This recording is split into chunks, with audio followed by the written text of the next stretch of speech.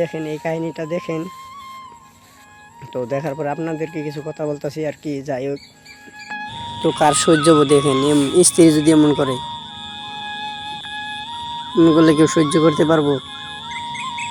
তার জীবনের ইনকাম করার দিকে না করে তো তার বাইসে থাকার দিকে না থাকাই ভালো। এখন যে কাজটা হয়েছে হয়তো দেখছেন। এখন যাই হোক, দেখেন তার হাজবেন্ড তারে বাড়ি রেখা, তার হাজবেন্ড বিদেশ গেছে, বিদেশ গিয়ে মানে আর কি কাজ করে, তারে এত পরিশ্রম করে তারে টাকা পাঠায়, তো কষ্ট করে সে অর্জন করে টাকা ইনকাম করে তাকে পাঠায়, আর সে নাকি অন্যের পরপুরুষকে নিয়ে সে মিলন করতেছে। মিলন করার পর দেখেন কিভাবে কি ঘটনা, আল্লাহ নীলা খেলা কেউ বুঝবে না ভাই।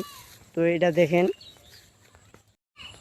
তো ওই যে কথায় মানুষে বলে না যে মানুষ স্বার্থের জন্য সবই করতে পারে, তো এই মানুষটা স্বার্থের জন্য এগুলোও করেছে। তাই আল্লাহ সহ্য করতে পারে, আল্লাহ সব সহ্য করতে পারলেও এমন এমন কিছু জিনিস আছে যেগুলো আল্লাহ সহ্য করতে পারে না। বিশ্বাস করা হচ্ছে সব থেকে বড় ভুল। আল্লাহ সবাই সঠিক পথে চলার জন্য তৌফিক দান করে, সবাই যেন সঠিক পথে চলতে পারে।